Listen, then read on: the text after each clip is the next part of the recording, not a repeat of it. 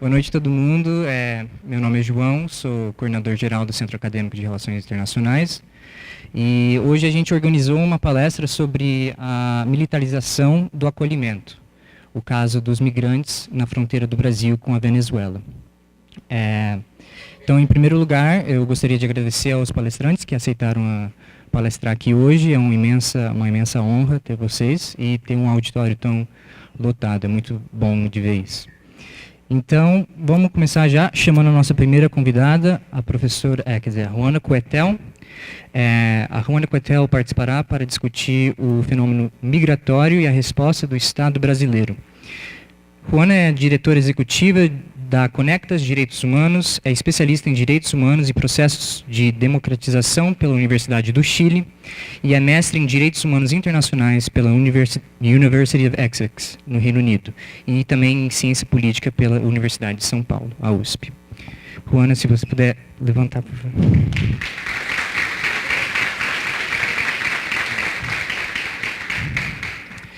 Temos também o meu orientador, o querido professor Antônio Marcos Roseira, que a gente vai convidar para discutir a questão da geopolítica das fronteiras no norte do Brasil. Marcos é professor adjunto no Bacharelado em Relações Internacionais da UFBC, é doutor e mestre pelo Programa de Pós-Graduação em Geografia Humana da Faculdade de Filosofia, Letras e Ciências Humanas da USP, é graduado em Geografia pela Universidade Estadual do Paraná, e suas áreas de especialização envolvem geopolítica global, integração sul-americana, globalização, fronteiras internacionais, regionalismo, política internacional e projeção internacional do Brasil.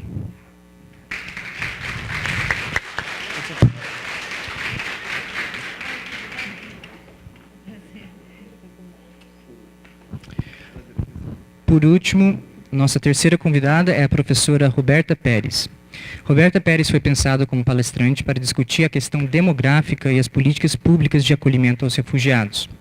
Atualmente, Roberta é professora adjunta do Bacharelado em Políticas Públicas da UFBC, é socióloga de formação e doutora em Demografia pela Unicamp, com bolsa do Instituto de... isso é em francês, eu não vou ler.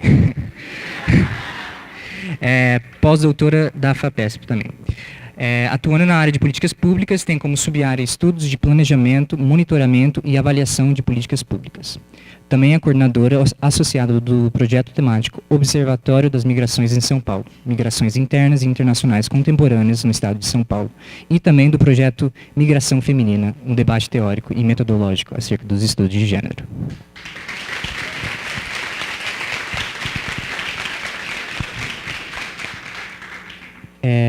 A palestra vai funcionar da seguinte maneira: cada palestrante vai ter cerca de 20 minutos para falar e depois a gente vai abrir para uma rodada de perguntas. Então, primeiramente, professora Juana Coetel. Obrigada. Bom, boa noite a todos. Eu sempre começo por pedir desculpa pelo sotaque, porque à medida que eu vou falando mais rápido, vai ficando mais portunhol ainda. Mas vamos lá. Então, eu recebi o convite para falar sobre a militarização da acolhida humanitária dos venezuelanos. E foi interessante, eu fico muito curiosa em entender por que vocês se interessaram pelo tema. Também eu fui a procurar mais bibliografia e eu vi que não há mais. Que, assim, qualificar a acolhida dos venezuelanos como militarização foi algo que a Conectas fez e que ainda não houve muita elaboração.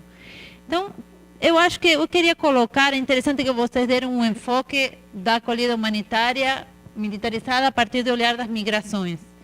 Tem outro olhar, que é o olhar da militarização em si. Então, primeiro eu queria contar essa parte da história para vocês. Como que a gente olhou o que aconteceu com os venezuelanos? Porque tem esses dois olhares. A Conectas, por um lado, trabalha com a questão da violência institucional e também trabalha com a questão migratória. Na questão migratória, a gente vinha faz tempo trabalhando na acolhida dos haitianos, com a mudança da legislação migratória. Então, tem uma forma de olhar isso que é a partir do olhar das migrações, que acho que é o que vocês têm mais acúmulo aqui. Mas tem outro, que eu não sei nem que nome dar, que é o nome olhar a partir do processo de democratização, do processo da transição à democracia. E esse é o olhar que eu acho que a gente precisa mais pessoas trabalhando e se questionando. Então, a gente vem falando um processo de militarização no Brasil faz certo tempo. Eu diria que em 2017 a gente deu um nome, e o que eu quero que eu estou chamando de militarização? E isso está melhor elaborado em alguns outros países da região. É o quiebre progressivo da divisão entre segurança interna e defesa contra agressões externas. Qualquer país que passou por um processo de democratização tem muito clara a divisão entre segurança interna, feita por policiais, e defesa exterior, feita por forças armadas ou aeronáutica. E essa divisão, a falta dessa divisão, o quiebre dessa divisão clara, que ela responde a controles, forças que respondem a controles diferentes, a quebra dessa divisão que a gente está chamando de militarização. É o fato dos militares progressivamente estarem se involucrando em segurança interna, sendo que são uma força que é treinada e desenhada institucionalmente para defender o país contra agressões externas. Então, como que esse processo vai se dando? E aí, no meio disso, vai entrar a militarização da acolhida humanitária. Em janeiro de 2017, a gente viu pela primeira vez dois decretos permitindo a intervenção das Forças Armadas na segurança dos presídios. Eram dois estados diferentes, supostamente era só para fazer a segurança no entorno do presídio e para fazer checagem da entrada e da saída, mas era claramente segurança interna e não defesa exterior. Isso foi em janeiro de 2017. Depois teve, em maio de 2017, a autorização das Forças Armadas para intervir em um protesto em Brasília. Não sei se vocês lembram. Isso foi rapidamente derogado, mas assim, isso foi extremamente chocante desde o ponto de vista democrático. Você usar as Forças Armadas para reprimir um protesto nas ruas na capital federal. E em outubro de 2017 tivemos a aprovação do PL 13.491, que a gente chama de licença para matar, que é um PL que transfere para a Justiça Militar o julgamento de crimes dolosos contra a vida cometidas no contexto das operações de garantia da lei e a ordem e da intervenção militar no Rio, que veio depois. Foi quase como uma medida preparatória para que os militares topassem a intervenção no Rio. Então, isso. Em 2017, a gente teve Forças Armadas nos presídios, Forças Armadas em protesto e Forças Armadas sendo julgadas pela Justiça Militar, fazendo um grande avanço da democracia, que era o fato dos militares serem julgados pela Justiça Civil, pela Justiça Comum. Isso continua em 2018. Então, em 2018, a gente tem, em fevereiro, a intervenção federal no Rio, que é uma coisa assim, eu nunca vi algo parecido, um país em democracia transferir para o Exército a gestão da segurança de um Estado, um governador abrir mão da gestão da segurança de seu próprio Estado. Eu não sei quanto vocês acompanham, mas os números são muito chocantes em questão de letalidade policial no contexto de intervenção no Rio. A gente teve em fevereiro, 26 de fevereiro, a designação do ministro da Defesa. Pela primeira vez na democracia, um general assumiu o cargo de ministro da Defesa. Então, se tem uma coisa que é clara das democracias na América Latina, é o fato das Forças Armadas se submeterem ao poder civil. Bom, o Brasil, em fevereiro deste ano, deu o cargo de ministro da Defesa a um general. Depois, o 3 de abril, a gente teve o famoso tweet do general Vilas Boas, dando um recado para o Supremo Tribunal Federal sobre como deveria decidir no caso do presidente Lula. E o grave não é que ele tenha feito o tweet, o grave é que depois não tenha havido nenhuma sanção de quem está por cima dele, nesse caso o presidente. E agora a gente teve, a semana passada, um decreto criando uma força-tarefa para combate ao crime organizado, que também reúne diferentes áreas do governo, mas dá predominantemente poder às Forças Armadas. E cria espaços de toma de decisão por fora do Congresso Nacional. Então, só para explicar que a militarização da acolhida humanitária não é um fato isolado, não é que de golpe os militares estão acolhendo os venezuelanos, ela se dá num conjunto de medidas que está dando cada vez mais poder às Forças Armadas no Brasil, a contramão de qualquer processo de democratização e com uma referência na região que é o México. O México militarizou grande parte da chamada guerra às drogas com resultados desastrosos. Então, a gente tem um exemplo desastroso e a gente vai ampliando o papel das Forças Armadas no nosso país. Eu não vou entrar nos detalhes da questão de quantos venezuelanos estão chegando, se são migrantes ou refugiados, que O que aconteceu, que acho que deu um certo nó nos argumentos das organizações sociais que trabalham com migração, é que todo mundo estava pedindo maior envolvimento do governo federal na questão migratória. Claro que você tinha lá em Roraima um contingente grande de pessoas chegando, a população local se queixando, o sistema de saúde sobrepassado, e nós e muitos outros demandando a chegada do governo federal para intervir em uma questão que faz parte, incluso da política exterior do país. Só que é isso, o governo federal chegou com o braço das Forças Armadas, não chegou com outro braço. Tranquilamente poderia ter sido o Ministério da Justiça, o Ministério do Desenvolvimento, mas não. Por várias medidas provisórias e decretos, se foi criando uma estrutura institucional na qual o Ministério da Defesa e as Forças Armadas têm muito, muito poder. E uma delas é uma medida provisória que deu para as Forças Armadas 190 milhões de reais. Em um ano que a gente está com a PEC do teto dos gastos nos aplastando, o Exército ganhou muitos recursos para a questão da acolhida dos venezuelanos e para a intervenção no Rio. E aqui vem o tema mais difícil. Assim, eu acho que eu como organização de direitos humanos, a gente está em dívida na argumentação. Como que a gente explica para uma pessoa que é ruim, ou que os militares não devem ser a primeira mão que acolhem os refugiados quando cruzam a fronteira? Como explicar que há um problema? E há um problema de princípios e há um problema democrático. Eu acho que nós não temos muito bons argumentos. Eu meio que topei vir, porque eu acho que vocês podem nos ajudar com pesquisas a desenvolver argumentos.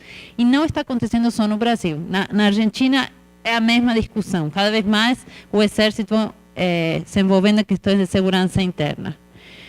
Alguns dos argumentos, eu consegui elencar 3, de por que há um problema de princípios constitucional na intervenção das Forças Armadas na acolhida humanitária. O primeiro argumento vem das próprias organizações humanitárias, e eles têm isso muito bem mapeado em situações de conflito. A natureza da ação humanitária é aliviar o sofrimento de qualquer um. É isso, você não vai perguntar para a pessoa qual é a nacionalidade, de que lado ela está. Você vai resolver seu problema. E a natureza da ação militar é o contrário, é tomar posição e acabar com o inimigo. Essas duas funções, elas são por natureza opostas. Você pode falar, não, mas nossos militares são treinados democraticamente, eles também têm paisanos que fazem saúde pública na Amazônia, mas por natureza são funções diferentes que têm que estar separadas. Então, esse é o primeiro argumento, quase que um argumento, deve ter um nome aquilo, mas é como funcional, eles têm funções de natureza muito diferentes. O outro problema que eu vejo é um problema de participação social. A questão da criação de políticas públicas com participação social, no Brasil tem uma raiz muito profunda e constitucional. Como que você vai criar diálogo com o Exército para decidir onde vai ficar o abrigo que vai acolher as pessoas quando cruzam as fronteiras? Não faz parte da natureza da função que eles exercem, não tem cultura institucional, não tem a pessoa certa para ir na reunião. A cultura institucional deles é decidir e executar, pronto. Decidir mais ou menos, ou executar uma ordem que vem de cima. Então, se a gente tem uma cultura institucional de criação de políticas públicas com participação social, isso não acontece quando você dá essa política pública para o Exército. E a última é um argumento de transparência e accountability. Não está também na natureza do Exército criar mecanismos de prestação de contas. Prestação de contas, estou chamando lá em Boa Vista, você tem reuniões periódicas com a sociedade civil para explicar como você está gastando os 190 milhões de reais que você recebeu de prêmio do governo Temer. Então, pela natureza da função, pela falta de participação e pela falta de transparência e accountability, eu vejo um problema democrático muito sério em que sejam as Forças Armadas quem estão fazendo a acolhida humanitária dos venezuelanos. Claro que o contexto não faz pensar que a gente tem algo melhor pela frente, muito pelo contrário. Todos os sinais do candidato que está melhor posicionado são muito problemáticos, mas eu acho que o esforço argumentativo de explicar para a população por que os militares não têm que desempenhar esse tipo de funções continuará sendo muito relevante. Então, acho que todos os esforços que a gente possa fazer hoje aqui e na discussão, e vocês depois com pesquisa, são relevantes, e a gente tem que fazer esse esforço com argumentos que façam sentido para as pessoas comuns. Porque acho que o que de alguma forma, dá um nó na cabeça das pessoas. Os militares estão aí, eles têm um monte de equipamento desocupado, porque o Brasil não está em guerra. Por que você não quer que eles vão cuidar dos venezuelanos? Qual é o problema? Porque não tem outro que tenha os aviões para trazer os venezuelanos de Roraima para São Paulo. Tem que ser eles. Então, a gente tem que melhorar os argumentos, explicar por que ser eles traz um problema democrático. Então, é isso. Obrigada.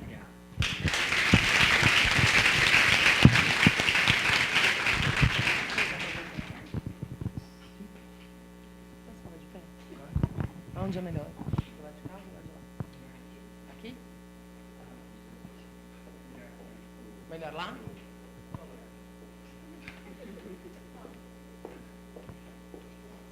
Pode ser nesse canto aqui? Imagina. Vamos lá? Obrigada, Centro Acadêmico. Obrigada, Mari, João. A essa plateia cheia que dá um gosto na gente para discutir migrações. Me deram uma tarefa um tanto quanto ingrata para esses 20 minutos, que é falar justamente da perspectiva demográfica das migrações. E eu penso que essa talvez seja a perspectiva mais distante da formação e do que vocês conhecem sobre migrações internacionais. Eu vou tentar fazer um exercício de sedução, assim, de modo que seja uma fala que possa ajudar e contribuir com esse debate, que a gente vai aprender bastante. Então, eu separei alguns pontos para a gente discutir. Primeiro, a própria perspectiva demográfica das migrações internacionais. Como que elas fazem diferença na dinâmica demográfica e quais são as implicações disso. O panorama das migrações internacionais no Brasil, de uma forma geral, não só a migração venezuelana, mas entender a migração como um processo, e a migração venezuelana é mais uma camada, mais uma etapa desse processo. As questões de envelhecimento populacional, que são muito caras aos demógrafos e também têm implicações com relação às migrações, e o acolhimento dos migrantes e o enorme desafio dos municípios. Os municípios é que vão ter que encarar a questão do acolhimento cada vez mais. Municípios que não têm experiência nenhuma de migração, nem de migração interna, vão começar a enfrentar desafios relativos ao acolhimento de migrantes internacionais. E eu separei aqui uns pontos para a gente deixar para a agenda, pensar, e alguns materiais de consulta que vocês podem consultar online, um banco de dados, é uma coisa legal. Bom, primeira coisa, então, migrações internacionais na perspectiva demográfica mais roots que a gente possa imaginar, mais simples, mais direta na dinâmica. Então, a gente tem 3 componentes demográficos principais. Primeiro, a mortalidade. Segundo, a fecundidade. E terceiro, migração. O que dá um tempero na dinâmica demográfica, modéstia à parte, é a migração. Tá certo? Nascer e morrer, em diferentes circunstâncias, a gente nasce e morre do mesmo jeito. Mas migrar, a gente pode fazer de várias formas diferentes, em etapas, de várias modalidades diferentes. Então, o que vai dar o tempero nessa dinâmica demográfica é mesmo a migração. Como que a população se modifica? Através dessa equaçãozinha compensadora aqui, dá uma olhada. A gente tem a população final, como que a gente vai ver se a população se modificou ou não. A gente tem o número da população inicial, os nascimentos menos os óbitos, os imigrantes menos os emigrantes. Então, de um lado, a gente tem o crescimento vegetativo e do outro, a gente tem o saldo migratório. Tá certo? Quando a gente tem um movimento de migração interna, por exemplo, é fácil a gente medir saldos migratórios com censos demográficos, com PNAD, a gente tem condição de fazer isso. Na migração interna, na migração fronteiriça, na migração indocumentada, muito mais difícil. Tá certo? Mas esse aqui é o tempero que vai dar a dinâmica toda demográfica, sobretudo quando a gente tem menos gente nascendo, como é o nosso caso agora. Certo? Mas a gente vai ver isso, como é que funciona. O século XX é das migrações, né? Da transição demográfica e nas migrações do Brasil. A gente tem uma marca, cicatrizes bastante profundas, migratórias, de processos de migração interna e internacional. Primeira virada do século XIX para o século XX. Tá certo? Falando de migração, certo? Não vamos falar de tráfico de pessoas. Vamos começar da migração na virada do século XIX para o XX. Acordos bilaterais trouxeram para cá migrantes europeus e asiáticos para substituir a mão de obra escrava e numa política de branqueamento da população. Por isso não se assalariou os que eram escravos, e sim a gente trouxe imigrantes brancos europeus desejados para esse processo na virada do século XIX para o XX. A gente tem em meados do século XX a marca profunda, bastante profunda, que até hoje a gente sofre efeitos dessa redistribuição populacional interna. Depois, migrações do pós-segunda guerra, migrações de retorno, migrações internacionais. Na década de 80, a gente começa a experimentar a emigração internacional. Os brasileiros começam a ir para os Estados Unidos, para o Japão, e na migração fronteiriça com o Paraguai. Mais migrações internas, novas perspectivas temporais, migrações mais curtas, coisa que a gente não pega, não dá muito para entender. Dentro dos estados, a gente que era acostumado a grandes fluxos migratórios do Nordeste para o Sudeste, a expansão das fronteiras agrícolas, a gente começa a ver migrações muito rápidas, muito curtas, muito perto. E isso vai dificultar cada vez mais a mensuração e o entendimento e interpretação dessas migrações.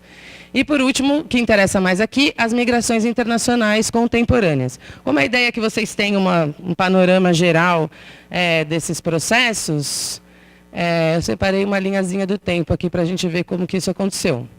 Virada, não precisa anotar nada, vocês vão ficar com a apresentação aí. Virada do 19 para o 20, as grandes migrações, uma intensa redistribuição da população interna entre 30 e 40, migração do pós-segunda guerra, retorno, todos esses processos que a gente viu aqui. O que é importante?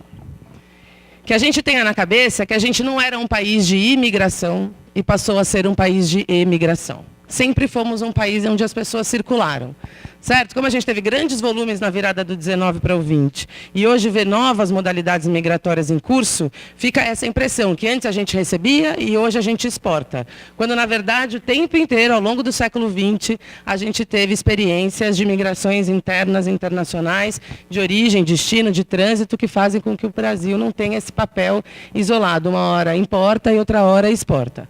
O que acontecia com a dinâmica demográfica ao longo desse breve século XX aqui? Nesse primeiro momento, a gente tinha altas taxas de mortalidade e fecundidade. Nascia muita gente, mas também morria muita gente. Depois a gente teve, em 40, a queda da mortalidade e depois a queda da fecundidade. Sabemos o que é mortalidade e fecundidade? Acho que sim. Bom, qualquer dúvida a gente tira depois. Este processo aqui é a famosa transição demográfica. Tá certo? Toda a população passou, passa ou passará pela transição demográfica, que vai ocasionar mudanças profundas na sua estrutura etária, na sua estrutura por idade. Tá certo? Isso vai ter implicações, inclusive, nas migrações. O que mais que a gente tem no panorama demográfico? A partir da transição, um envelhecimento populacional relativo, estamos falando da linha do tempo brasileira já. E depois, um envelhecimento populacional absoluto, tá certo? Aqui, as migrações internacionais vão ser uma saída para esse envelhecimento, a partir de um conceito muito bonito que se chama transfusão populacional, ou transfusão demográfica, que a gente já vai ver o que é. Então, a migração internacional no século XXI, frente a esses novos fluxos, modalidades, espaços da migração e esse envelhecimento populacional absoluto aqui, certamente essa redistribuição de pessoas, sobretudo nos lugares de baixa fecundidade, vai ser super importante. Lembra da equação compensadora? Certo? A gente tem o crescimento vegetativo e o saldo migratório. Quando o crescimento vegetativo perde importância, vão ganhar importância as migrações. Então, a substituição de população que começa a diminuir via migrações já é uma realidade em países de baixíssima fecundidade, para onde a gente parece caminhar. Certo? Esse, então, é o panorama das migrações no século XX. E qual que é o pano de fundo dessas transformações? Isso não se dá no vácuo, tá certo? Tem forças muito poderosas que vão, inclusive, orientar essas migrações no espaço. Quais são elas? Reestruturação produtiva.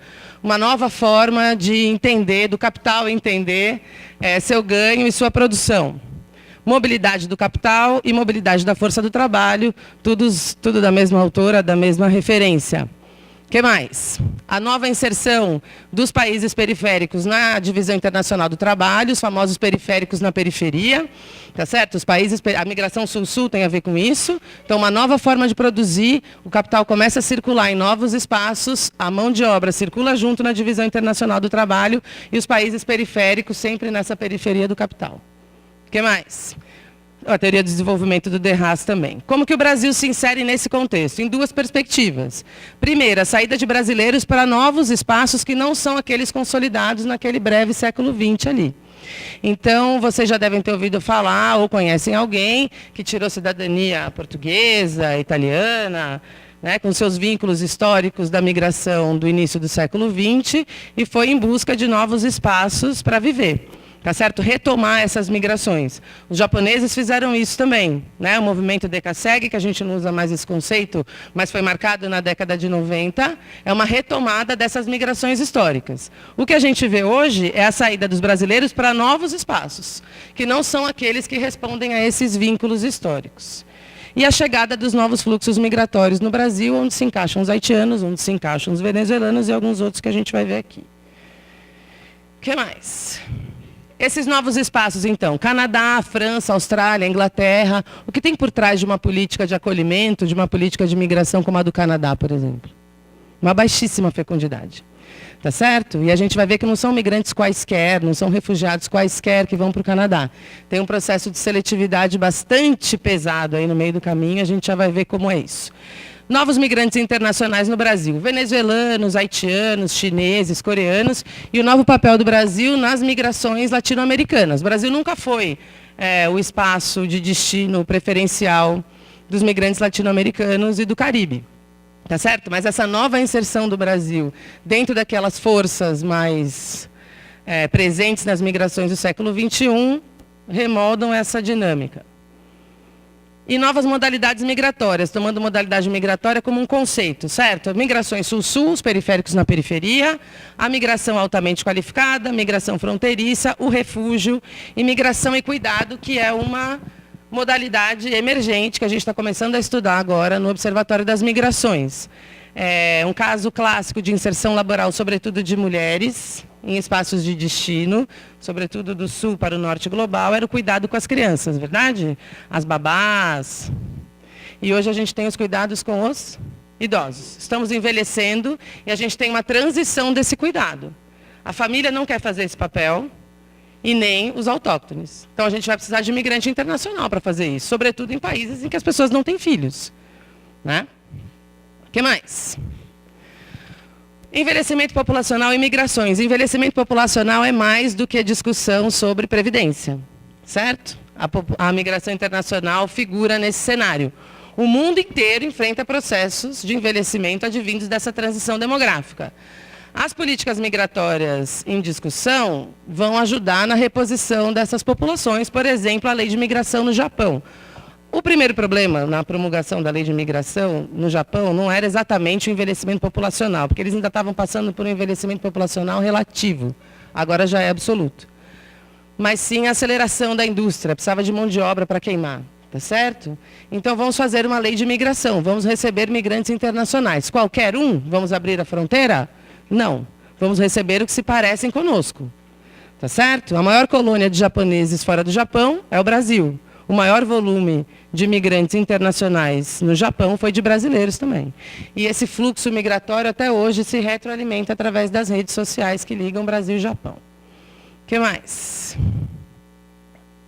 Transfusão demográfica, que é um conceito da professora Elza Bercó, mãe da demografia no Brasil, que é essa estratégia para atrair imigrantes de perfil desejado, como diz a professora Giralda Seifé, a países de baixa fecundidade, um processo de seletividade migratória.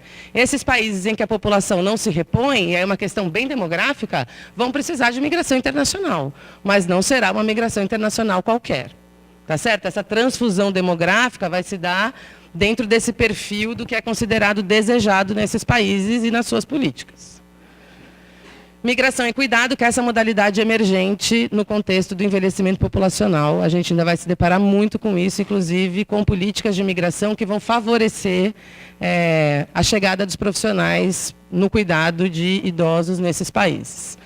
Bom, políticas de acolhimento a migrantes internacionais. Preciso fazer uma diferença importante sobre políticas de imigração e políticas para migrantes. São coisas bastante diferentes. A gente tem experimentado, ou experimentou até bem pouco tempo atrás, no município de São Paulo, inovações nas políticas para migrantes. Quando a gente fala da política migratória, nova lei de imigração, a gente está falando desse aspecto aqui, tá certo? Que pode ser baseado em segurança nacional ou pode ser baseado em direitos humanos. A gente ainda não tem isso muito bem resolvido no Brasil, nem com a nova lei. O que mais? A construção histórica do acolhimento, isso é importante. sempre esteve ligada às instituições religiosas. Isso tem um viés bastante marcante no acolhimento à migração, a construção desse acolhimento, como ele tem se dado. E essas políticas de acolhimento, sobretudo no município, vão ter que se dar em diálogo com as organizações sociais e em diálogo com as organizações religiosas, uma vez que desde sempre foram elas que acolheram, lá no século XIX, na hospedaria dos migrantes, a migração internacional, e assim vem fazendo, inclusive, com a migração venezuelana, fez com a migração haitiana, etc. O caso brasileiro, o mais recente desafio de acolhimento é justamente a migração venezuelana como um desdobramento da migração haitiana. Então, entender a migração como um processo é importante para a gente não fazer o exercício errado de colocar um fluxo migratório dentro de cada caixinha, como se eles não se relacionassem. Tem uma questão chave aqui, que torna a migração venezuelana processo da imigração haitiana, que é a questão do visto humanitário. Tá certo? Pela primeira vez a gente documenta migrantes chegados dessa natureza com quem a gente não tem nenhum vínculo histórico migratório. A gente nunca tinha recebido migração haitiana, nunca tinha recebido migração venezuelana nessa proporção. Essa fase da migração documentada é inédita. A gente ainda não tinha experimentado esse tipo de migração, inclusive nas suas etapas internas de migração internacional. O papel do visto humanitário é crucial na compreensão desses fluxos migratórios. Só a partir da incorporação dessa questão da documentação, e não só da indocumentação, quem nunca leu trabalho sobre bolivianos indocumentados, quem nunca leu trabalho sobre peruanos, migrantes latino-americanos em geral, chineses, coreanos numa outra fase, certo? A marca dessa indocumentação concentrava esses migrantes, por exemplo, só na região metropolitana de São Paulo, só na região metropolitana do Rio. Hoje a gente tem um espraiamento da migração, que é decorrente dessa documentação. Então, para entender o panorama das migrações contemporâneas, a gente precisa entender a questão da documentação, a nova lei de migrações e como isso tem se distribuído. Tá certo? Quais são as forças que fazem com que esses migrantes circulem, inclusive internamente no país? Acabando, qual é o enorme desafio dos municípios? Vão ser nesses municípios que todos esses processos vão se dar. Então, se antes as regiões metropolitanas, sobretudo a região metropolitana de São Paulo, era o espaço de referência da migração, e da produção, e do capital, e da mão de obra, hoje a gente vê um espalhamento, tanto do capital, quanto da mão de obra, quanto da migração. Tá certo? A metrópole já não concentra mais. Uma vez que não concentra a produção, também não vai segurar a mão de obra, interna ou internacional. Tá certo? Então, essa circulação interna e documentada dos migrantes internacionais vão se dar nos municípios. E os municípios têm que se preparar para isso. É um enorme desafio de gestão. Enorme. Sobretudo através do nosso Pacto Federativo. Tá certo? A nossa lei de migração vem de cima e a gente precisa lidar com isso nos municípios. Muitos deles sem nenhuma experiência de migração nem interna. Essas novas modalidades migratórias, com destaque para a migração documentada, já circula nesses municípios.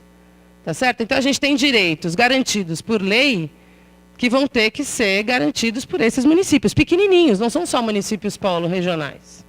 A gente tem em Santa Fé do Sul um monte de imigrante internacional da indústria de alimentos, lá, dos holandeses. Um monte, da migração altamente qualificada até sem qualificação nenhuma.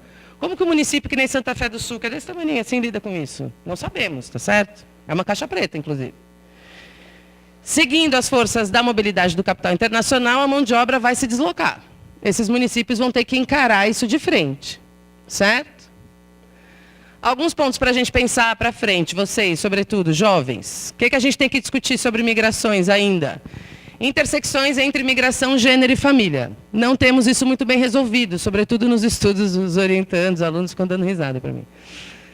A pessoa quer cooptar a pessoa, né?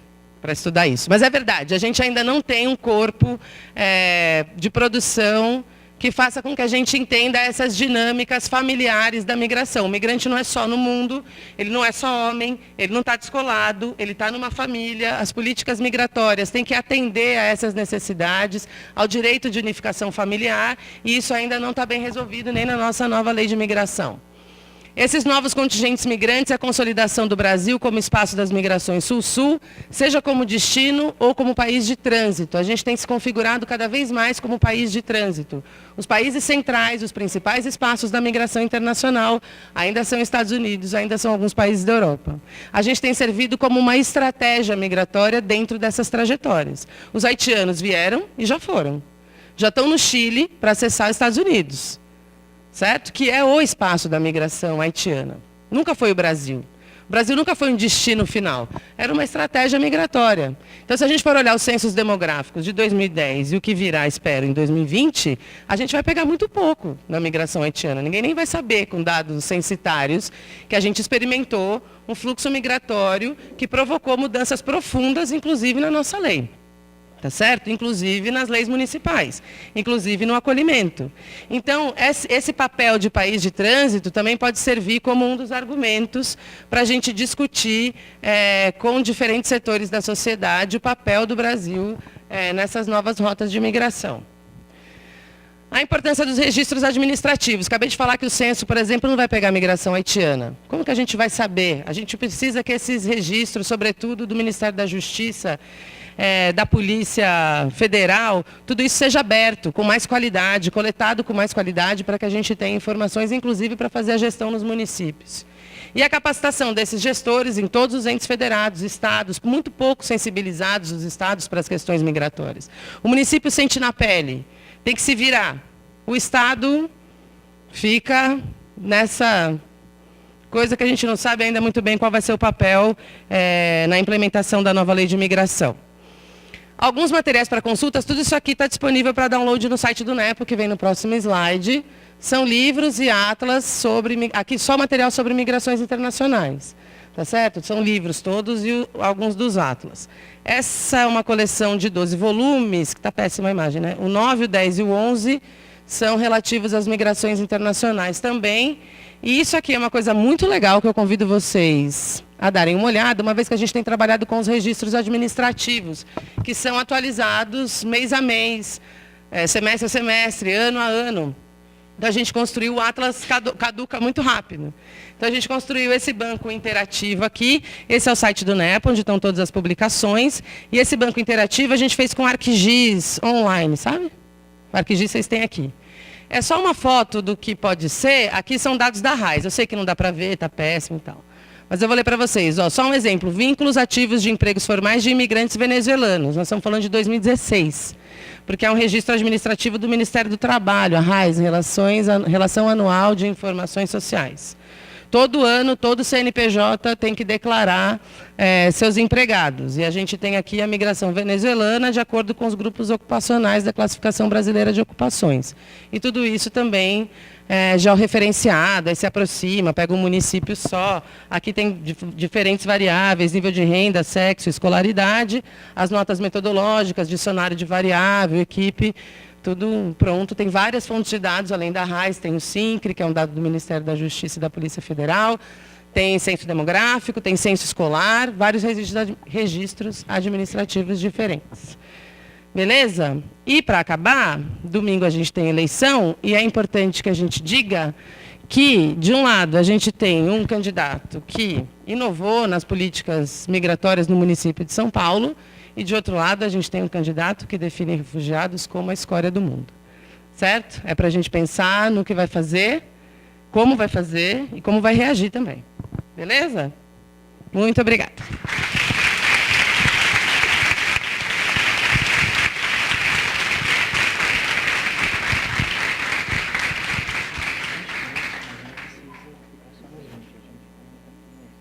Acho que eu não vou levar nem 20.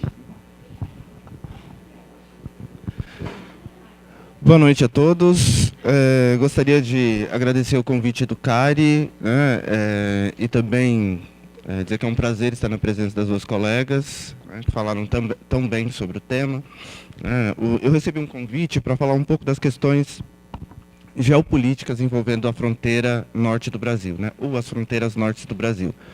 Na verdade, pensando geopoliticamente, né, a questão da fronteira ela tem se tornado cada vez mais sensível nas últimas décadas, mas a gente tem alguns marcos que a gente pode destacar para dizer, para pensar sobre o impacto nas relações de fronteira, né? Então, geralmente, fronteira, nos estudos clássicos de geopolítica, tem uma relação quase que orgânica com o território e ela tem uma perspectiva uma perspectiva voltada para dentro, né? Então, introvertida. Então, quando a gente pensa nos geopolíticos clássicos e na ideia de fronteira clássica a partir dos Estados nacionais, as fronteiras são necessariamente uma força, um órgão, né? Um órgão visto como um órgão do Estado, necessariamente, portanto, é um sinal também político de um determinado modelo voltado para dentro, né? Não que ele não tenha nenhuma força de extroversão, mas o que caracteriza é uma força de introversão.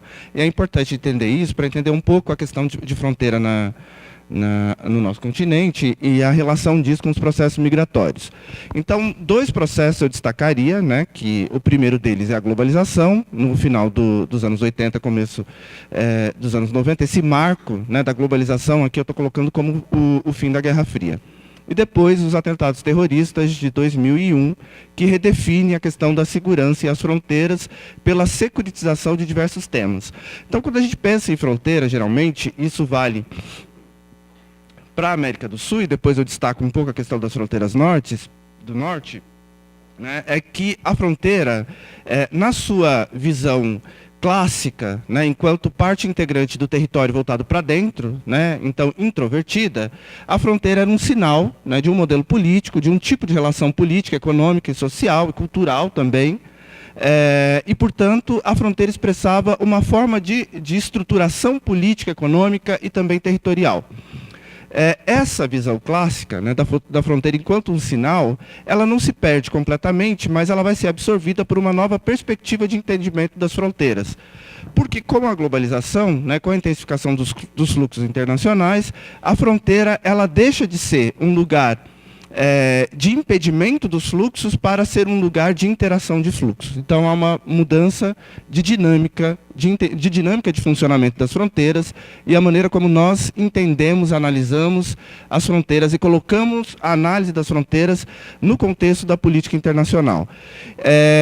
As administrações americanas, na década de 90, né, no comecinho dos anos 90, o George Bush e depois a administração Clinton já tinha percebido um pouco essa mudança da fronteira, essa mudança do sinal que a fronteira representa, e já haviam destacado as ameaças transnacionais, isto é, as fronteiras, num ambiente de extrema mobilidade, elas não eram mais capazes de frear os fluxos internacionais, né? E quando a gente fala de fluxos internacionais, a gente está falando de fluxos legais ou ilegais, né? As fronteiras não eram capazes de barrar os fluxos ilegais, materiais ou mesmo, né, brincando um pouquinho, imateriais, né?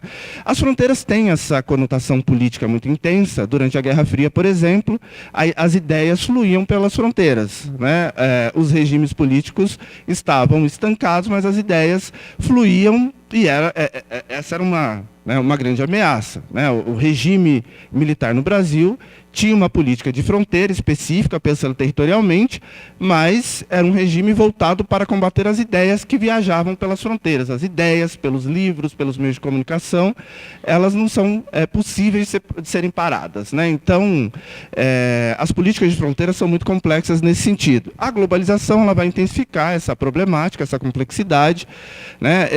Porque os fluxos se intensificam e aí os fluxos de pessoas e de mercadorias podem ser classificados como fluxos legais e ilegais, né? Tanto de pessoas quanto de mercadorias. E essa questão da legalidade dos fluxos transfronteiriços é central porque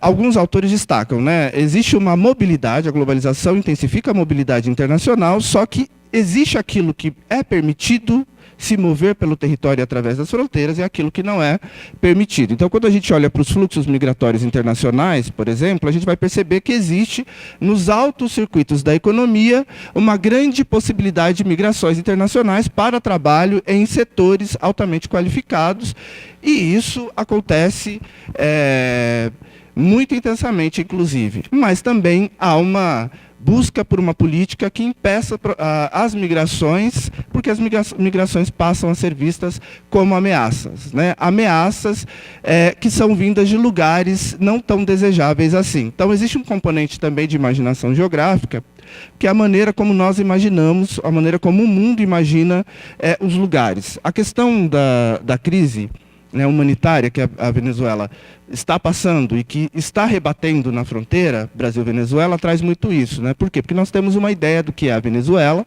e essa ideia ela é produzida, né, pelos meios de comunicação, pelos discursos oficiais do Estado e inclusive pela academia. Então, essa visão que nós temos sobre a Venezuela tem um impacto profundo sobre os fluxos migratórios, sobre como nós recebemos esses migrantes. Então, as cenas, por exemplo, de violência entre os brasileiros e os venezuelanos na fronteira são absolutamente assustadoras, porque estão associadas não apenas, né, mas também, muito por conta disso, né, as questões municipais, as questões de recursos locais, mas também a imagem que nós temos dos venezuelanos, ou dos bolivianos, ou dos latino-americanos de modo geral. Nós temos uma imagem extremamente negativa sobre eles e, de alguma maneira, nós não nos vemos como semelhantes ou próximos a eles. Então, esse aspecto ele é bastante marcante, né? Então, de um lado, a globalização intensifica esses fluxos, mas, de outro lado, também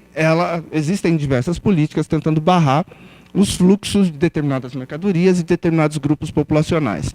Então, isso vai rebater na América do Sul, né, e aparece de maneira muito intensa, porque as fronteiras sul-americanas, isso vale também para a porção setentrional, receberam uma política específica especialmente dos anos 30 para frente do regime, né, com o regime Getúlio Vargas, mas vai se intensificar especialmente com o regime militar, né? As fronteiras, elas recebiam uma política de contenção, isto é, a ideia era fechar as fronteiras, impedir a circulação e ter um controle sobre o território, sobre os recursos e sobre as populações.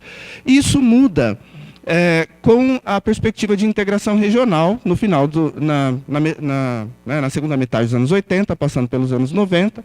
Então, a formação do Mercosul e depois a extensão da integração com a Unasul, a partir dos acordos de livre comércio que o Mercosul assina com os demais países da América do Sul. Então, a gente tem uma mudança de significado das fronteiras que, de alguma maneira, coloca a gente em sintonia com o que acontece no resto do mundo. Isso é importante entender também, porque a gente está falando de um bloco regional e da expansão desse bloco regional, que significou uma expansão sem precedente dos fluxos transfronteiriços de mercadorias, mas não tão, né, sem precedentes assim em questão de fluxos populacionais, né? O Brasil, na sua política de fronteira, tinha uma política de contenção para dentro, visando proteger o seu próprio território, mas também tinha uma política, né, que estimulava a migração de brasileiros para algumas regiões fronteiriças, né? O leste do Paraguai, o leste da Bolívia, está cheio de brasileiros, centenas de milhares no Paraguai,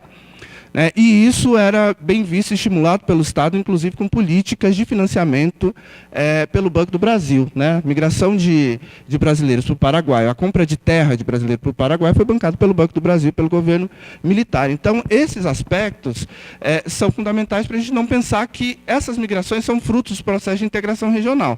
Mas o que o processo de integração regional vai fazer é intensificar esses fluxos transfronteiriços de mercadorias, né, e dar uma nova dinâmica para o fluxo transfronteiriço de pessoas. Então, isso se torna fundamental. Então, isso faz parte da globalização, faz parte do processo de integração regional, e a gente vai olhar agora para a América do Sul e para as fronteiras de uma perspectiva um pouco diferente. Nós estamos, né, passando por nesse período nós passamos por um processo de integração, né, que envolveu, portanto, políticas específicas.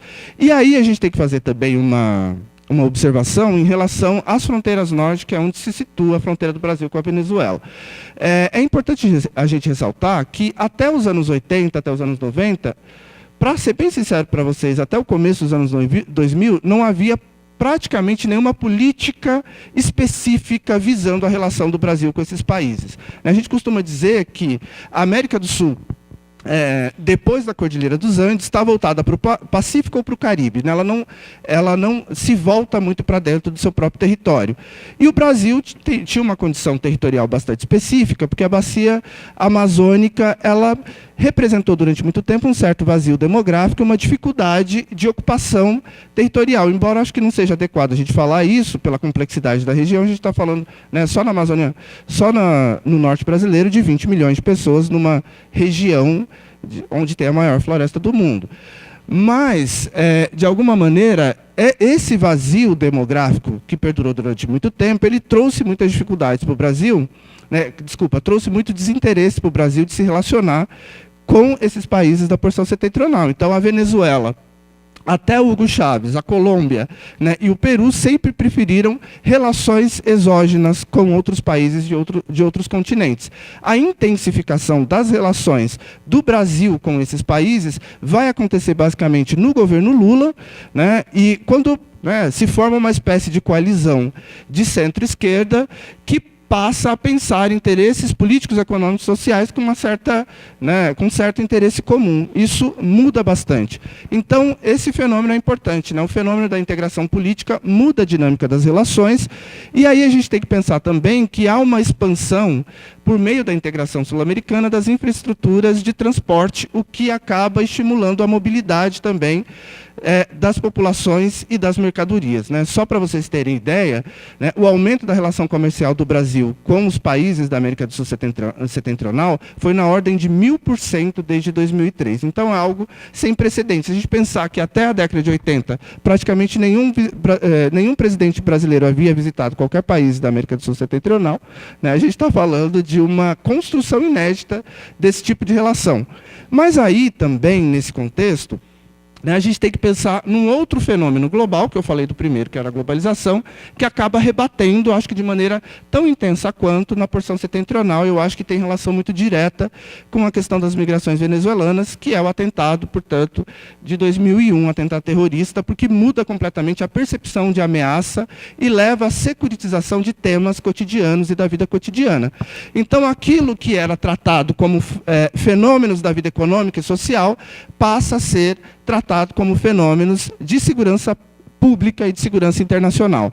Esse fator ele é extremamente importante porque há um processo de militarização da vida cotidiana. Acho que vocês podem perceber isso até pela eleição, né? A gente está vivendo muito isso, que o candidato que foca todo o seu discurso em questões securitárias e olhando para ameaças constituídas e construídas socialmente, ele tem um grande apelo, porque a gente vive numa era de muita insegurança econômica, insegurança política, insegurança no sentido da segurança mesmo, e isso acaba tendo um impacto muito grande. Então a gente tende a externalizar as nossas ameaças para o outro, e a fronteira é exatamente essa significação, né? O que é ser venezuelano no Brasil para os brasileiros? É ser comunista, é ser algo fora da ordem, é ser aquilo que não é tolerado. E isso se intensifica a partir de 2001. Né? 2001 vai trazer uma securitização muito intensa, porque os fluxos internacionais de pessoas, né, de mercadorias e de população, de pessoas, mercadorias, de populações, mercadorias, mas também um fluxo de ideias e os fluxos imateriais. A securitização da internet, a busca por controlar as informações para controlar os movimentos que se dão na vida cotidiana, e a produção do medo e a produção de inimigos externos que também são internos, porque se internalizam pelos processos de imigração internacional. Então, eu lembro que teve uma época que um determinado diretor da NSA, que é uma das principais agências de inteligência dos Estados Unidos voltado para a questão da internet, ele falou, né, que até então, até 2001, os esforços dos Estados Unidos era coletar as agulhas no palheiro, né, que agora era necessário coletar o palheiro inteiro. Ora, a gente está vendo isso no resultado da eleição. Né? Por quê? Porque as tecnologias informacionais desenvolvidas e a maneira como o Estado americano e as instituições de segurança captaram essas tecnologias e as empresas de tecnologia permite que determinados segmentos da política, da economia e do Estado tenham acesso a informações e tenham conhecimento do que pensamos cotidianamente para poder manipular o resultado das disputas políticas. No caso da fronteira norte, né, a gente tem uma relação de securitização que já é um pouco antiga, né, do final dos anos 90, passando aí por toda a década de 2000 e chegando agora na situação que nós estamos vendo, né, que a primeira delas é a Operação Colômbia. A gente está falando de um país, que é a Colômbia, que ficou muitas décadas num conflito civil gravíssimo, mas que em determinado momento, no final dos anos 90, recebeu a intervenção dos Estados Unidos quando a questão transfronteiriça, por conta da globalização, se tornou importante, e quando ela se intensificou ainda na primeira década com os atentados de 2001. Então, a Operação Colômbia jogou aí quase 10 bilhões de dólares de investimento militar na Colômbia para o combate, né, às Farc, que passaram a ser considerado, a partir de 2001, né, de maneira mais enfática, uma organização terrorista. Então, o impacto nas fronteiras norte foi imenso, porque passou a existir uma grande onda de migração forçada da Colômbia para a Venezuela e para outras regiões, além da atuação das Forças Armadas colombianas em território estrangeiro, né, o que gerou, de certa forma, alguns conflitos com os países, conflitos que puderam ser mediados por instituições regionais que funcionavam de certa maneira, o que não deve acontecer de agora para frente. Então, a guerra contra o narcotráfico, ela já vem dentro de uma lógica de securitização, porque ela se encaixa perfeitamente como combate ao terrorismo na lógica dos Estados Unidos, que vai investir num dos seus principais aliados na América do Sul, que é a Colômbia. Então, isso causa uma crise também migratória, afeta as regiões de fronteira, porque força a migração, cria uma violência em determinadas regiões da Colômbia, até mesmo da Venezuela, o que faz com que as populações tenham que se deslocar em busca de áreas mais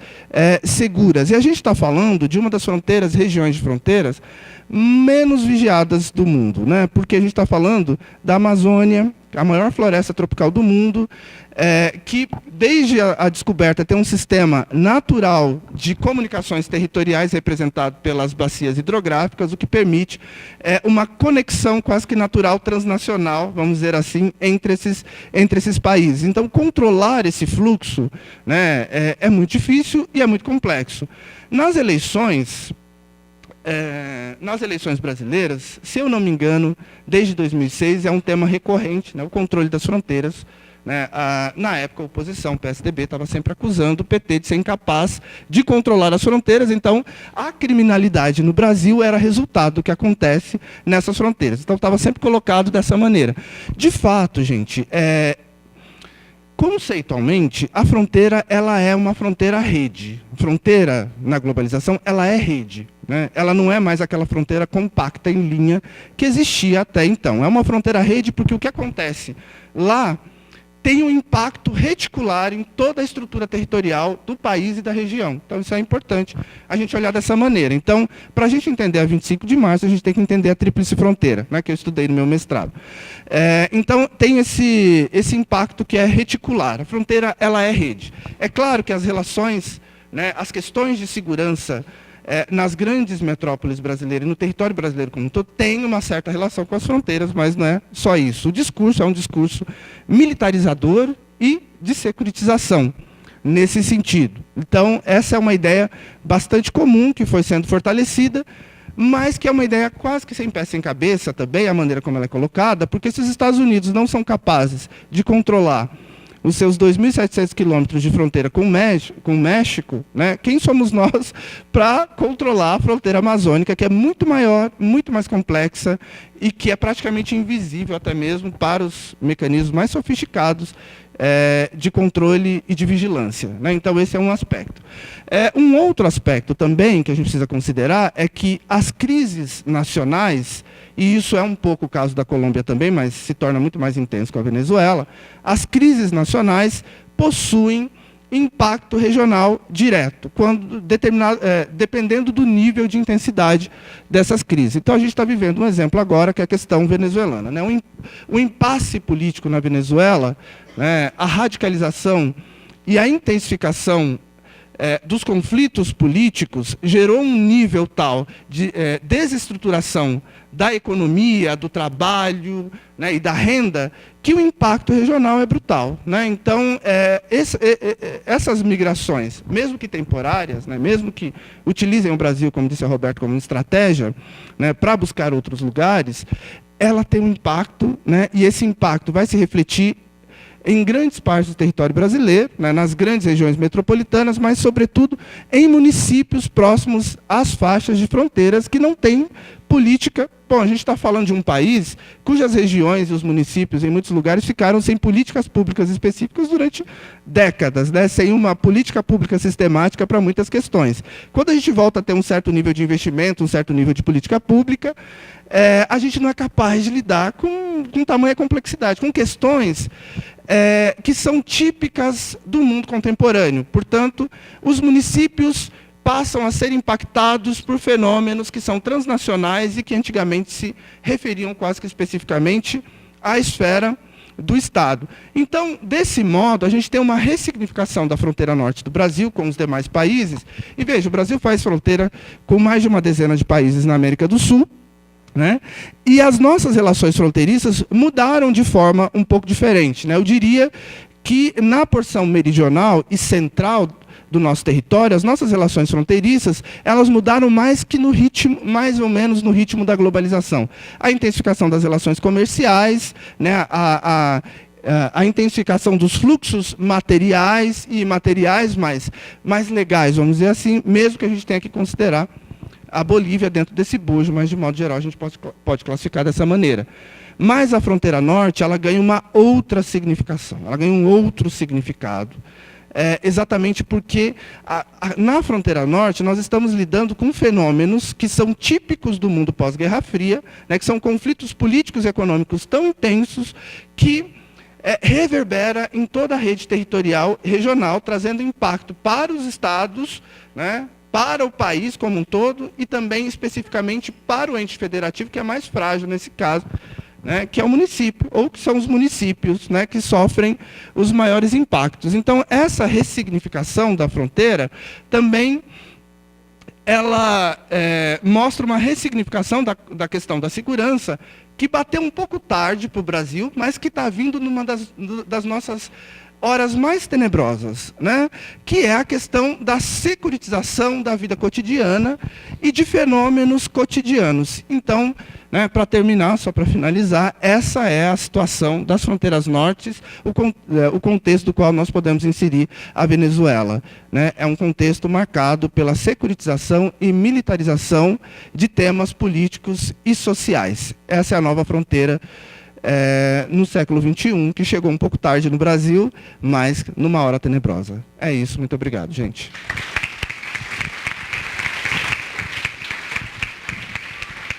Ok, agora abriremos para uma rodada de perguntas. Gostaria de começar, eu elaborei uma pergunta que eu acho que contempla todos os 3 palestrantes aqui, para tentar extrair um pouco de todo mundo. Então, posto tudo isso que a gente viu aqui, quais são as alternativas? Se não o fechamento das fronteiras, se não a militarização, o que a gente deve fazer? Quais são as políticas públicas que devem ser implementadas? E como devemos pensar, então, professor Roseira, as fronteiras, se não pela ótica da securitização? Qual é a alternativa, se não pensar pela essa ótica? E também para a professora Roberta, se formos pensar em termos de interiorização, quais seriam os impactos demográficos para o Brasil? Então, tem essa questão de que Roraima não suporta os migrantes venezuelanos, então uma das alternativas seria a redistribuição em outros estados da União, como foi feito com os haitianos. Mas quais seriam os impactos, então, demográficos para o Brasil? O Brasil está capacitado para receber essa redistribuição? Então, essas são as 3 perguntas. Eu gostaria de abrir agora, então, para a plateia, 2 perguntas por enquanto, e daí a gente faz uma nova rodada no final.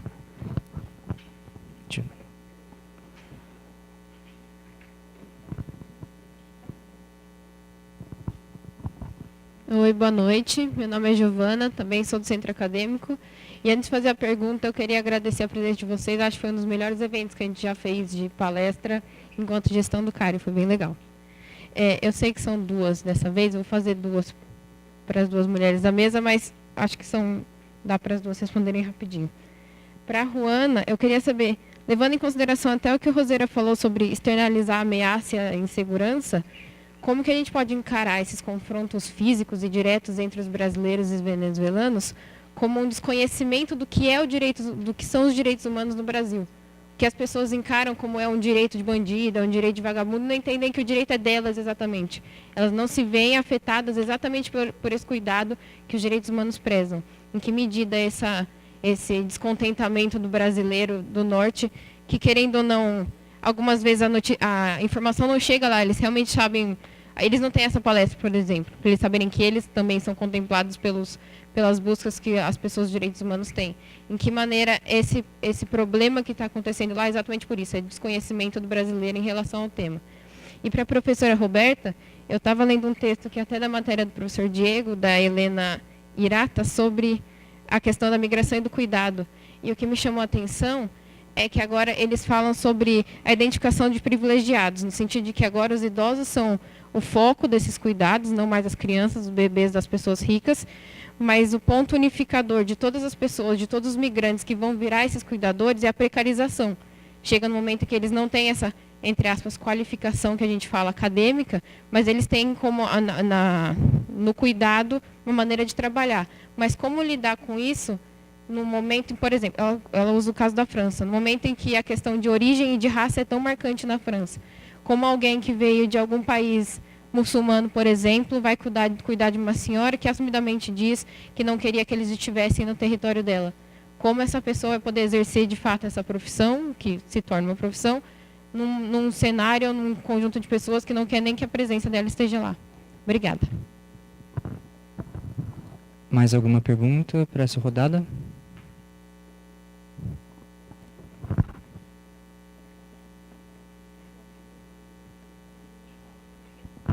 Boa noite, gente.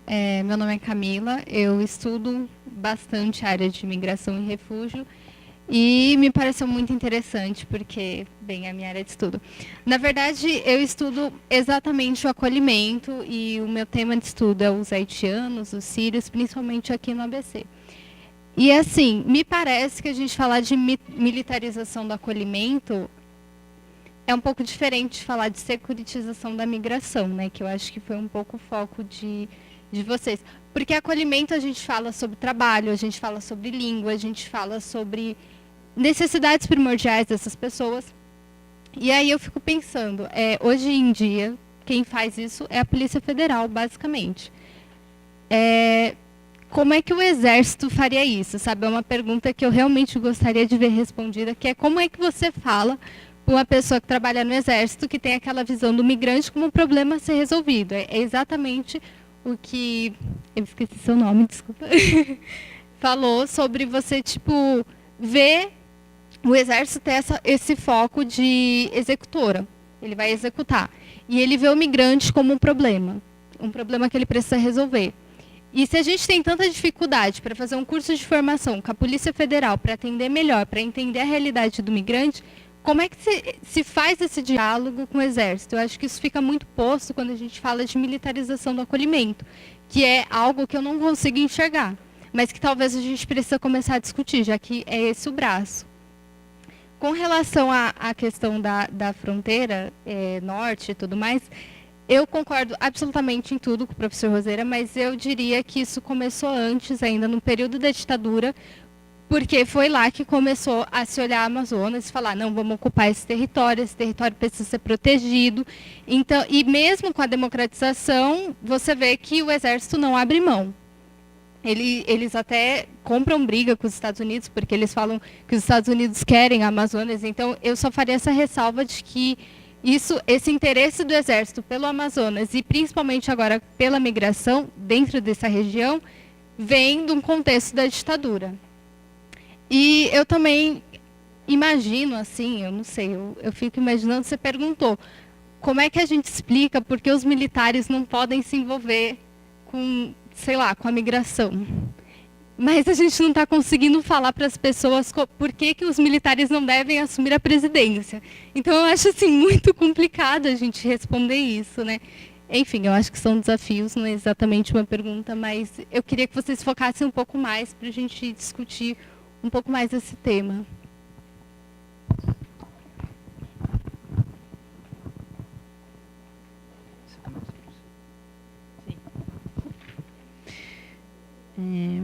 Eu tenho duas perguntas também para você. Porque assim, eu tenho ouvido que a dimensão do fluxo migratório venezuelano é o maior movimento da região ever. Então, queria saber se é verdade, ou se a gente já teve na região, em outro momento da história, movimentos de quantidade de pessoas como a gente está vendo agora e o que isso significa.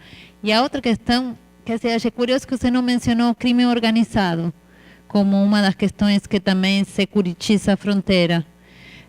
E bastante da questão sobre gestão militar de presídios. Lembra aquelas notícias no começo do ano que o PCC tinha se trasladado para Amazonas e que por isso, eu acho que na narrativa brasileira a questão do crime organizado tem uma função também, e acho que não apareceu. Não sei se são perguntas que têm uma resposta muito direta, mas assim, sobre as alternativas de política pública, eu sou uma convencida que quando a pessoa decide migrar, ela migra seja o que for. Tem um oceano no meio, ela tenta passar um oceano. Então, você tentar conter os fluxos nunca funciona, nunca funcionou. Então, o que dá para fazer é organizar o fluxo. E, sem dúvida, a melhor forma é facilitar a documentação. Quanto mais você dificulta a documentação, mais lugar você dá para coiotes e para pessoas que vão se aproveitar. Então, a primeira política pública para a migração é facilitar a documentação da pessoa, de seus filhos, de seu marido, todo mundo que quiser vir. Depois tem uma questão emergencial do abrigo, e isso a gente está vendo muito na fronteira, que é onde a pessoa fica nos primeiros dias até conseguir algumas coisas. E na documentação, acho que por exemplo, no caso brasileiro, a questão de carteira de trabalho é bem complicada, porque o Ministério do Trabalho estava super atrasado para dar as carteiras de trabalho, então não é só a residência e a carteira de trabalho, o abrigo nos primeiros momentos. E eu acho que a questão da interiorização no Brasil é muito relevante, mas é algo que a gente vai ter que conversar bastante, porque as pessoas que cruzam a fronteira da Venezuela estão esperando que a situação melhore para voltar. E eles não falam português, então não é a primeira intenção das pessoas virem para outras regiões, e aí tem uma questão a ser conversada. Por isso que é tão problemático o seu exército que chega para falar, sobe no avião que a gente vai para São Paulo. E a outra é políticas ativas de combate à xenofobia. Então não é esperar o primeiro caso de uma briga acontecer para você desenvolver sensibilização, sino fazer isso ativamente. E aí vai um pouco para outra pergunta, que era sobre o que fazer se as pessoas estão sendo tão agressivas com os migrantes. A gente tem ido várias vezes, diferentes pessoas da Conectas para a região, conversando, e uma das nossas iniciativas é dar visibilidade para o muito que está acontecendo que não é negativo. Então tem muitas pessoas, a gente até puxou uma campanha com artistas da Globo que gravaram vídeos agradecendo a senhora tal que faz comida, agradecendo ao padre tal que organiza o abrigo. Então, tem muito que a gente não fica sabendo. A gente só fica sabendo quando dá uma briga. E tem muita coisa acontecendo e muitas pessoas que você nunca imaginaria dando uma acolhida muito positiva. Nossa principal parceira lá em Roraima é a pessoa que faz a coluna de socialites. É a Shirley. Ela é uma pessoa que se engajou na acolhida dos refugiados ativamente e ela que mobiliza muitos recursos, pessoas, mãos. Então, eu diria assim, não é tudo, as pessoas não estão sendo tão reativas, tem de tudo, só que a gente só fica sabendo uma parte.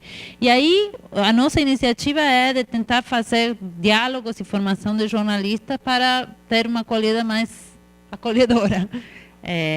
Mas, claro, aí, por que as pessoas não entendem sobre direitos humanos? Acho que é uma discussão de muitas horas que envolve muitos países que estão passando pela mesma situação.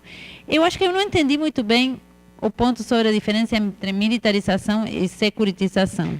Eu chamo de militarização porque são os militares que decidem onde os abrigos vão estar, são eles que fazem a gestão do abrigo e são eles que organizam o traslado.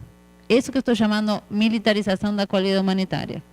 Aí depois tem um posto de saúde no meio, mas quem decide onde o posto fica é um general ou um militar. Que na primeira vez que eles apresentaram o plano para a fronteira, um dos abrigos estava dentro de uma reserva indígena, por exemplo. Depois eles recuaram. Então, é isso que eu estou chamando de militarização, a gestão dessas políticas que precisam ser implementadas. Aí, quanto isso conceitualmente casa com securitização, talvez seja uma coisa para elaborar mais. Obrigada pelas questões. João, qual é a alternativa? A alternativa é política pública, não tem outra. Você pode pensar em qual política pública, mas a única alternativa possível é política pública. Concordo com a Ruana, a documentação é fundamental. Não só a documentação de permanência, mas também a política de reconhecimento de diplomas, facilitação no acesso a essa documentação, um serviço de atenção específico a esses migrantes com relação ao idioma. Não tem saída. E isso nos municípios é muito difícil de fazer. Isso nos municípios menores, muito mais difícil ainda. Então, a gente precisa capacitar. Lá em Campinas, a gente acabou fazendo um pouco de tratamento de choque. Tem um poupa-tempo municipal em Campinas, que a ideia era que atendesse só a migrantes.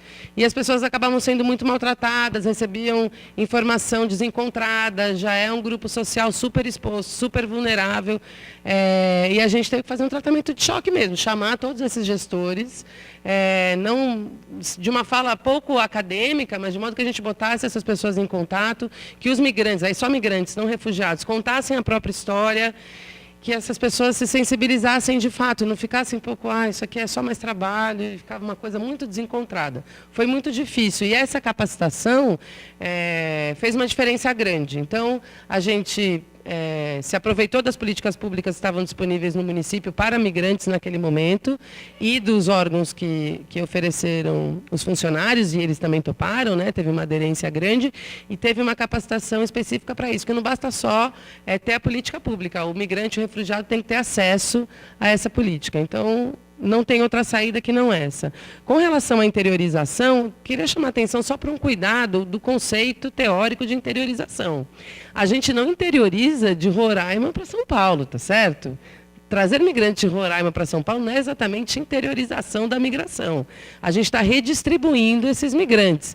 Nos estudos migratórios, a gente costuma chamar de interiorização esse espraiamento para além dos grandes centros que antes retinham esses migrantes. Né? É um pouco estranho falar que você vai interiorizar de Roraima para São Paulo. Né? Mas de São Paulo para Santa Fé do Sul, de São Paulo para Matão, na colheita da laranja, de São Paulo para Franca, para trabalhar no sapato, de São Paulo para Chapecó, para trabalhar no frigorífico, isso é interiorização da migração. É mas facilitar, através da documentação, a circulação desses migrantes em espaços onde eles nunca tinham circulado, para além da fronteira e das metrópoles. Desculpa, como é seu nome? Giovana, com relação à migração e cuidado, essa é uma modalidade que a gente tem que prestar bastante atenção, sobretudo para quem trabalha migração e gênero. Tá certo? O cuidado já é uma responsabilidade muito atravessada por gênero, tá certo? É uma responsabilidade feminina, não só de mulheres, mas feminina. E a gente vê novas inserções laborais com relação ao cuidado de idosos nesses países de baixíssima fecundidade. Raça e origem sempre vão ser questões, por isso a gente não pode deixar de lado, sempre que a gente for olhar um fluxo migratório, a gente tem que estar atento quais são os fatores de seletividade migratória daquele fluxo. Tá certo? Muitas vezes, históricos migratórios podem facilitar a circulação entre pessoas de dois lugares. A questão da Europa tem muita coisa a acertar, tá certo? Com as suas ex-colônias, inclusive. Muitas feridas abertas, inclusive, com relação à circulação dessas pessoas. Então, são questões diferentes, né? Que se complementam, na verdade. Mas a questão da migração e cuidado é super importante, porque não vai ter alternativa. Os autóctones não topam fazer esse serviço. Como era o mercado de trabalho secundário dos brasileiros, dos mexicanos, dos latino-americanos nos Estados Unidos, tá certo? Incluindo o cuidado com as crianças. A gente vai ter uma nova categoria de inserção laboral, muito em breve, que já está, a gente ainda precisa estudar, dar nome a isso, ao que vai ser isso. E como os dados são poucos, a gente ainda tem que se debruçar. Mas migração e cuidado é uma relação que vem dos anos 80 com a migração, com o cuidado das crianças, e essa transformação demográfica vai fazer com que a gente tenha que aprofundar o olhar na migração e cuidado de idosos. E com relação ao acolhimento, eu concordo com a Ruana. A gente tem muitas frentes diferentes, né, trabalhando no acolhimento, inclusive dentro da universidade, com a cátedra. Aos que não sabem, a Universidade Federal do ABC tem a Cátedra Sérgio Vieira de Mello, que oferece, inclusive, cursos de português a migrantes. A gente teve um ciclo encerrado agora, e é um dos braços de acolhimento, certo? Onde tem cátedra é mais uma via de acolhimento, inclusive institucional, dentro da universidade. Então, a gente tem desde as organizações religiosas, organizações sociais, até a Socialite de Roraima, movimentando recurso, movimentando gente, fazendo esse acolhimento acontecer. Então, acho que a gente tem diferentes peças no jogo do acolhimento hoje. Quanto mais a gente fortalecer os municípios, mais a gente vai conseguir jogar e ganhar, quer dizer, os migrantes e os refugiados ganharem esse jogo. Beleza? Obrigada. Bom, obrigado pelas perguntas. Vou tentar responder à medida do possível. A primeira delas, qual o caminho para atuar sobre as fronteiras fora da questão da securitização? Tentar dessecuritizar um pouco o tema das fronteiras. Olha, eu acho que, na verdade, esse é um grande debate que está perpassando toda a política. Como a gente tratar da questão política ou de diversos temas fora dessa questão estritamente securitiva. Olha, eu sinceramente, a gente precisa primeiro entender aqui quais são os fenômenos que a gente está lidando. Porque a fronteira ela é meio que um receptáculo e ela acaba funcionando como uma força de concentração e dispersão de determinados fenômenos políticos. Então, depende muito da natureza do que a gente está tratando. Então, por exemplo, o crime organizado, quando a gente pensa sobre crime organizado, que você havia colocado, esse tema ele ficou extremamente em pauta, sobretudo na relação dos Estados Unidos com o México, porque não só com o México, mas com toda a América Central. Porque houve um crescimento brutal do crime organizado no México e na América Central, e os impactos foram para além das fronteiras, porque o crime organizado ele comanda um setor da economia, que não é, que não é lá a economia formal, a economia como a gente entende, mas é um setor da economia que funciona. A gente precisa entender que existe um setor obscuro no capitalismo, da economia, que funciona e que está integrado globalmente. Então, cabe a essas organizações criminosas, na América Central e na América do Sul, um pedaço dessa economia, de comando dessa economia, que é uma economia de narcóticos mesmo, de produção e distribuição transfronteiriça desses narcóticos. Nos Estados Unidos e no México, na relação dos Estados Unidos com o México, isso tem sido central, porque grande parte do crime organizado tem utilizado o sistema financeiro oficial, vamos dizer assim, um sistema financeiro, as grandes redes de banco. Acho que teve um grande escândalo um tempo atrás envolvendo o HSBC, porque uma determinada sede do HSBC, próxima à fronteira com o México, era utilizado como um centro de lavagem de dinheiro a partir do crime organizado. Então, há essa imbricação, essa penetração. No caso do Brasil também, isso é bastante forte, porque a gente tem um problema seríssimo do crime organizado nas grandes cidades, e depois nos presídios, e já virou uma questão nacional. Eu não acho que a gente esteja, eu coloquei o caso do México, a gente falta um pouco para chegar ainda no nível do México, porque no México o crime já se tornou política oficial em muitas cidades e províncias. No nosso caso, a gente vê um caso de um helicóptero transportando cocaína ali, uma outra coisa lá, e esse poder está crescendo, do crime organizado, a capacidade que eles têm de se integrar territorialmente e internacionalmente é cada vez mais significativa, o poder que eles têm também é cada vez mais significativo, a gente tem que olhar também a forma como eles se relacionam com o Estado. Aqui em São Paulo mesmo não vejo enfrentamento direto, há uma certa relação até diplomática, vamos dizer assim, com o crime organizado. Eu não havia citado também, até porque eu esqueci. É isso, eu fui falando, acabei esquecendo, mas eu tinha colocado nas minhas anotações, e eu tenho o péssimo hábito de deixar as anotações de lado e ir falando. Mas, de fato, na questão da Amazônia, quando a gente, e das fronteiras do norte do Brasil, quando a gente vai olhar os principais temas relacionados à segurança na fronteira, o crime organizado é um deles. É um deles porque eu havia comentado durante a minha fala que é uma região extremamente complexa, que já tem um sistema de circulação territorial natural, como diriam os militares, como eles gostam de falar, um sistema de comunicação natural do território, colocado pelas redes hidrográficas. Mas também a gente tem que considerar que a Amazônia, os alunos, toda vez em aula, quando eu falo alguma coisa da América do Sul, os alunos têm uma angústia imensa, para entender a integração regional, para entender a ausência de investimento e tudo, e eu sempre lembro isso. ter a Amazônia e as Cordilheiras dos Andes é ter dois dos maiores eventos naturais do planeta no meio, entre os países. Então, o processo de integração é muito difícil. E o processo de vigilância e controle das fronteiras e do território é tão difícil quanto. Então, esse é um desafio, acho que o último governo, o governo Lula, se caracterizou por investimentos muito grandes em sistemas de vigilância, né? Eu estudei fronteira no mestrado, depois eu abandonei, porque eu achei muito difícil. Então eu fui estudar outra coisa no doutorado, mas exatamente que envolvia fluxos migratórios e fluxos ilegais que eu não conseguia apreender. Então o que eu ia fazer? Eu ia entrevistar os traficantes, né? O que eu ia fazer com isso? Isso me lembra uma coisa. A primeira vez que eu fui fazer trabalho de campo, quando eu estudei a Tríplice Fronteira, eu cheguei na Polícia Federal, né, e era algo absolutamente patético. Né, porque o controle que eles faziam do fluxo fronteiriço de pessoas era com um caderninho. Eles tinham um caderninho onde eles anotavam fulano que entrou e fulano que saiu. Só que, para eles anotar, você tinha que ir até eles e falar, olha, eu vou vir para o Brasil. Você tinha que ir até eles e falar. O controle era ridículo. E eu lembro que eu conversei com os delegados, e com o delegado na época, né? E ele falou assim, a gente não tem controle nenhum aqui não, né? Entra e sai quem quiser, né? A gente não tem equipamento, a gente não tem nada, então entra e sai quem quiser. Mas aqui a gente está falando da fronteira meridional, né? A fronteira meridional é algo mais palpável em termos de controle, é mais fácil. A gente tem uma rede urbana mais densa, a gente tem equipamentos públicos à disposição, né, com mais intensidade do que na fronteira norte. Então a gente tem uma outra situação. E ainda assim, qualquer pessoa que já passou pela fronteira Brasil-Paraguai em Cidade Leste sabe que aquilo é um furdunço, aquilo é um negócio de outro mundo, né? Você teve lá, né, Rafaela, recentemente, né?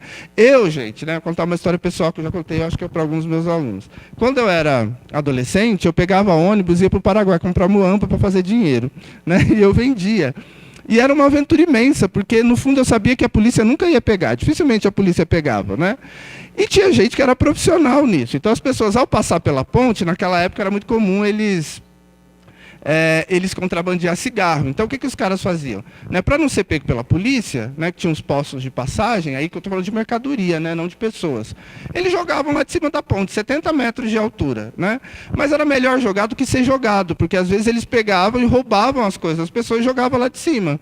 Né? Então, eu estou falando isso, contando essa história, gente, para dizer para vocês que certos lugares de fronteira são lugares de alta criminalidade, pela ausência de controle. Aí, a abordagem de segurança, ela tem que coexistir junto com outras abordagens, porque existem outros fenômenos que acontecem, né, que resvalam na fronteira, que impactam na fronteira, mas que a origem é outra. Então eu vou securitizar uma questão de migração com a Venezuela, sendo que ali é apenas reflexo de um fenômeno político, econômico e social muito maior. Então a abordagem não deve ser necessariamente securitização, mas, né, de uma certa relação econômica e política multilateral, desenvolvimento do multilateralismo e a busca por um caminho regional para essas questões, né, que era o que a gente estava construindo até 2015. Então, eu diria que a abordagem correta seria uma atuação conjunta do Estado pelo meio do multilateralismo, por meio de instituições regionais. Esse seria o caminho, mas é um caminho que a gente está se distanciando, porque eu entendo que a gente já está entrando num outro regime. Né? E nesse outro regime, a questão de segurança, ela vai bater mais pesado nesses aspectos. Né? Porque se esse regime não se sustentar por questões econômicas, se ele não for viável economicamente, ele vai ter que buscar sua legitimidade na securitização cada vez maior dos temas cotidianos da nossa vida. Né? Então, nesse caso, eu entendo dessa maneira. Então, e o crime organizado na Amazônia já seria difícil de controlar se nós tivéssemos os equipamentos, os satélites e todos os meios mais sofisticados do mundo. E nós não temos. Né? Houve um aumento dos investimentos, mas nós estamos muito aquém ainda. Aí a gente tem o CIVAM, né, que é um sistema moldado nos anos 90, mas que depende da tecnologia americana e que nós, né, de alguma maneira, nos subordinamos a eles porque os meios tecnológicos que dominam o CIVAM são americanos. Né? Então, nós temos essa dependência. Tem um lado muito ruim, mas ainda é alguma coisa, mas não é o suficiente. Né? Gente, só para colocar uma coisa aqui para vocês, né? Porque a gente tem o nosso imaginário muito moldado pelos filmes. Né?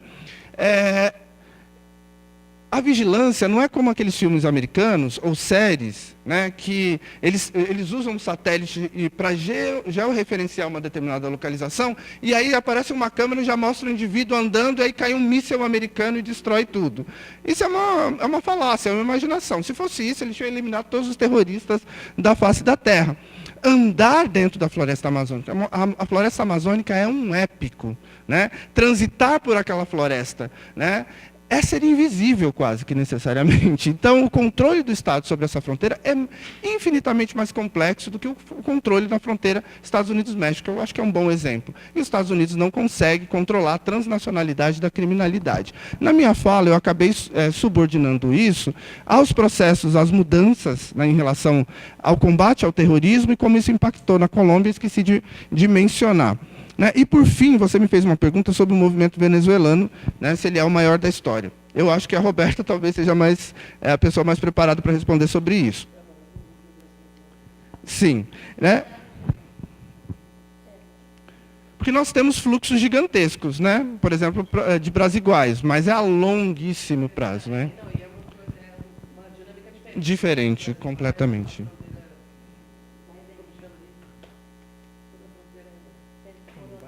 Porosa.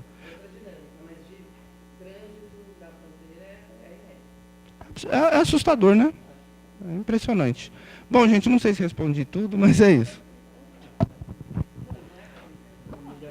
Só uma coisa, não acho que seja... só para completar, acho que a Joana pode falar melhor do que eu, cuidado com esses discursos, né, que a imprensa também adora reproduzir, a invasão venezuelana, a onda migratória, a migração em massa. Não, é o maior volume que a gente já registrou, mas a gente está longe de ver uma migração em massa, tá certo?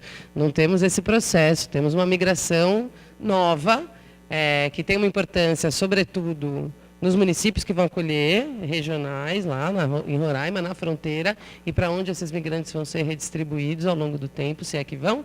Mas a gente não vive esse terror da migração em massa, a invasão, a onda. Cuidado com esses discursos, certo? Bom, eu acho que não vai dar para abrir para mais uma rodada, né? O horário já está bem avançado. A professora Roberta tem uma aula agora, a Juana tem que voltar para São Paulo ainda hoje.